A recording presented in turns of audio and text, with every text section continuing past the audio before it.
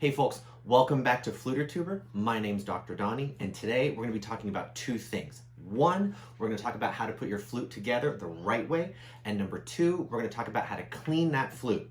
Let's get started.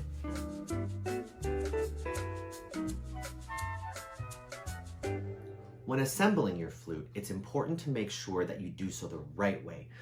By grabbing the flute the wrong way, we can actually damage the mechanism. First, we're going to take the body of the flute and we're going to grab it with our left hand. I always like to use my left hand, and I grab right around here, and I am avoiding any of the rods or the posts. That's this mechanism located here, which runs alongside the body of the flute. Next, I'm going to grab the foot joint, and I'm going to hold it on the very end here with my right hand. What's important to remember is that this piece of metal on the body is incredibly thin and can be dented quite easily. So to avoid denting this piece of metal here, we're going to push these two pieces together in a screwing motion. We're going to line these up carefully, and in one twisting motion, we're going to twist and push the flute together.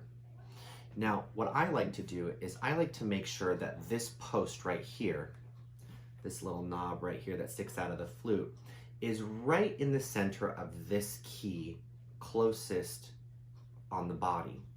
And it's right in the center. You don't want to be like this. This is wrong. And we certainly don't want to line these posts up together. So we're going to go ahead and we're going to take this post and put it right down the center of that key.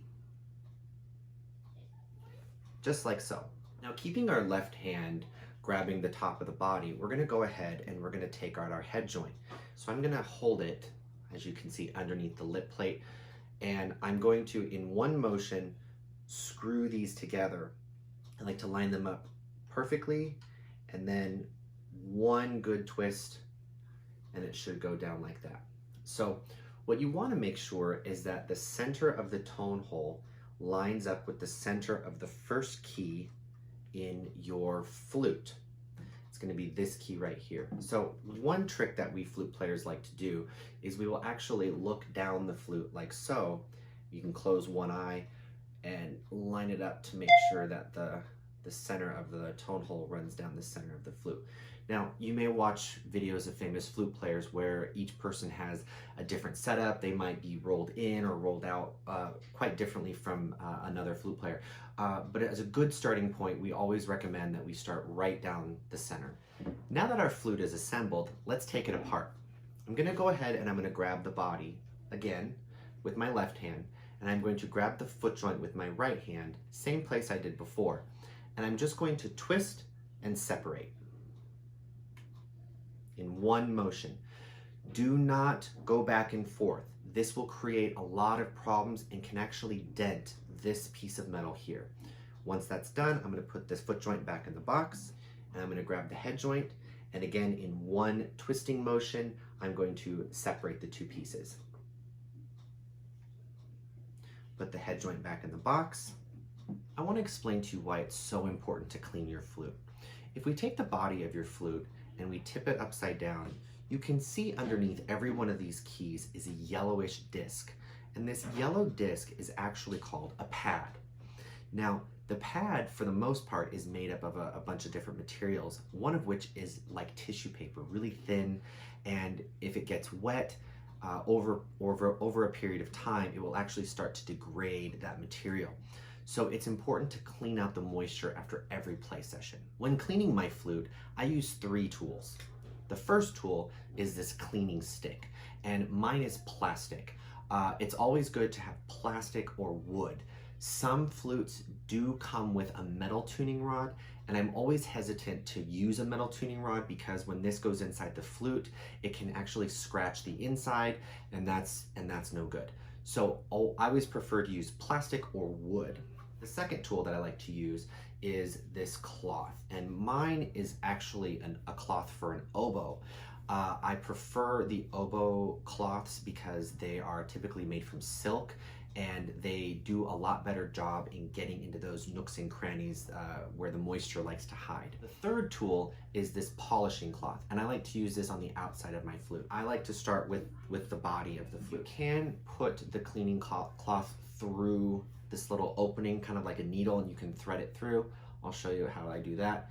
You can thread it through and it kind of just fits like this. And what I like to do is make sure that the cloth isn't bunched up at the top.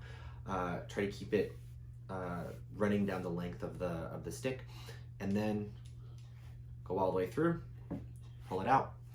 And I like to do this a couple times just to make sure that all of the moisture is taken out of the flute. You can even look down to make sure that all the moisture is gone. The next piece I like to clean is the foot joint. Same thing here. Take out the foot joint, run the cleaning stick with the cleaning cloth through, pull it out. I do this 2 or 3 times. Check to make sure all the moisture is gone, and then I put it back in the case. Now, for my head joint, I actually clean my head joint a little bit different than most people, and this is because I feel that moisture ends up getting stuck in there, and there's all these different tools and contraptions that people use to clean out their head joint, because this is the one piece that you can't run a piece of fabric all the way through, and that's because we have the crown on one end. So how do we get all that moisture that's stuck way up here, how do we get that out of the flute? What I like to do, and this is why I like to use my silk cleaning cloth, is I take the silk out of the stick and I rest the cloth over top of the head joint, and I try to place the opening of the head joint of the tube on one corner of the cloth. I don't put the opening in the center, I actually put it on one end. So I'll show you. So most of the fabric is hanging off to one side, but I do make sure that it's entirely covered, that the cloth is covering the whole opening. Then what I do is I take my cleaning stick and I push it all the way down to the other end. Now, you'll probably see how if you look down the tone hole, if you look inside, you can actually see how there's still a lot of empty space where the fabric isn't going to reach. So to reach that little space up there where the moisture loves to sit and hide, what we do is I actually leave the cloth on the inside and I pull the stick out. And then I go one more time and I push more of the fabric and I kind of just shove a little bit of the fabric, the rest of the fabric, up into the part of the head joint. Now you can actually see how some of the fabric is now creeping out of the tone hole, and that's fine.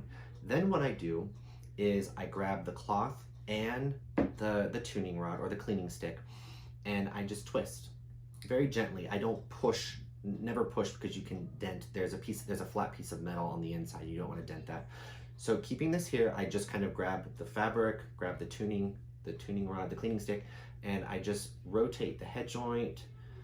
And what this does is it clears out all of the moisture that's stuck and hiding way up here inside. And you just kind of twist that a couple times, pull this out, look inside, and we're good to go. Now, this cleaning cloth should only be used on the inside of your flute. All of the moisture and spit that accumulates on the inside of your flute ends up getting on this cloth. And we do not want to wipe the outside of our flute with this cloth, because it will make the outer kind of gross. So what I like to do is I then take my outer swab. This is my outer cleaning cloth, and I like to use this. This is like it's a cotton material. You can purchase any of these tools at your local music shop. You can get them online. There's lots of flute places where you can get materials, but we never want to mix the two. You never want to use your outer cloth on the inside of your flute, and you never want to use the inner cloth on the outside of the flute. So when I clean the outside of the flute, this is a little bit more of a delicate process because you have all the mechanism on the flute, and the mechanism can be damaged if you're too rough. So what I do is I actually don't scrub my flute all that hard. I really just mostly wipe away any grease or any type of debris that is collected, dust, whatever has fallen onto the flute as I'm playing. And this is why it's important to always wash your hands before you play your flute. This will minimize any type of grime getting on top of your flute. And what I like to do is I always make sure that I clean this end of the flute on the body, because what happens is if we don't clean this part here, over time, dirt and other gunk gets stuck on this piece here, and it will start to wear this piece on the foot joint on the inside and this part on the body on the outside. If there's dust collected on here, or there's dust collected inside this piece here, the foot joint, what'll happen is over time it will turn like into sandpaper, and it will just grind away at this metal, and the foot joint will become incredibly loose. Some of you that may have been playing the flute before and are just now tuning into these videos some of you might actually have foot joints that just continuously fall off. And this is the reason why. Every time I'm done playing the flute, I will take my cloth and I just kind of pinch I'll show you without the cloth, I just pinch with the fabric and I just go around like that. And I clean both sides of the tube here. So I'm going to grab and just pinch.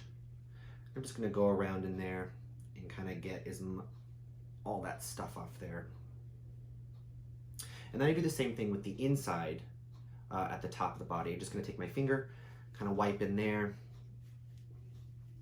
get all of that out of there. Once I'm done kind of swabbing out this part here, I find a different part of the cloth, and I always try to hold my flute up here whenever possible, so I'm not putting any pressure on the mechanism. And then I just kind of lightly wipe, and I just go over all the keys, check to see if I've left any fingerprints, never with a lot of force, as this can damage your flute.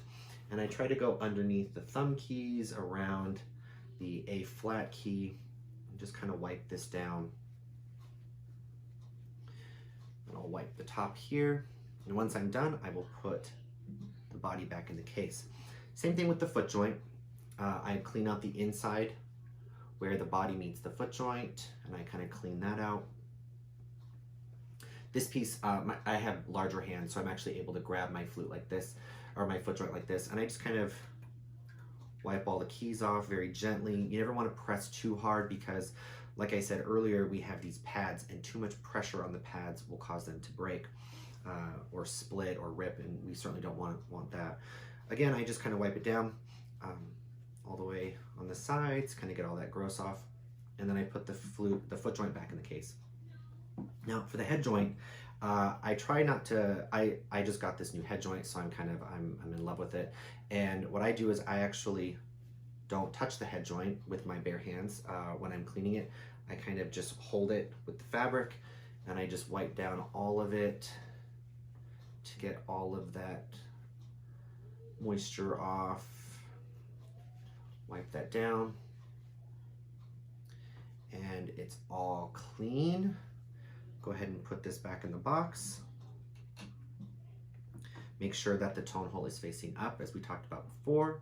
And there you have it. Today we talked about assembling your flute, disassembling your flute, and cleaning it the right way. In the next video, I'm going to show you how to hold your flute the right way. I'm Dr. Donnie. Thanks for watching FluterTuber. Don't forget to hit that subscribe button, and I'll see you next time.